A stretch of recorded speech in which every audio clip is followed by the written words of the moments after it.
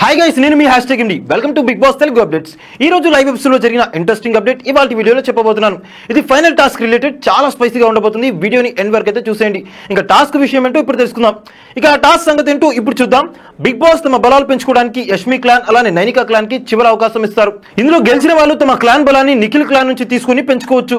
ఇప్పుడు straight matter లోకి వెళ్దాం. అదేనండి టాస్క్ గురించి. ఈ టాస్క్ పేరు హనీ. ఇక ఈ టాస్క్ లో కూడా నిఖిల్ సంచాలక్ అండ్ సంచాలక్ డెసిషన్ ఇస్ ఫైనల్ అని బిగ్ బాస్ అన్నారు. ఈ టాస్క్ లో ఏం చేయాలంటే ఒక హనీ కోమ్ లాగా కింద రోప్స్ ఉంటాయి. ఇరు క్లాన్స్ కి సంబంధించిన ఒక్కొక్క కంటెంట్స్ లోపలికి వెళ్లి ఒక సన్నటి రాడ్ పైన బ్రిక్స్ ని బ్యాలెన్స్ చేయాలి.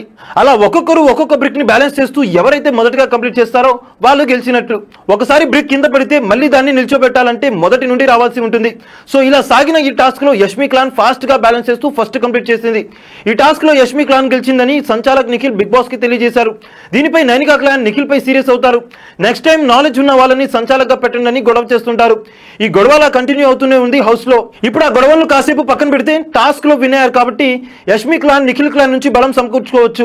ఈ లెక్కన మరి యష్మి ఎవరిని తీసుకుంటుంది? మరి బిగ్ బాస్ ఏం కొత్త ఫిట్టింగ్ పెడతారు? అసలు యష్మి నిఖిల్ క్లాన్ ని కన్విన్స్ చేయగలుగుతుందా? అయితే మరి యష్మితో ఎవరు వెళ్ళనున్నారు?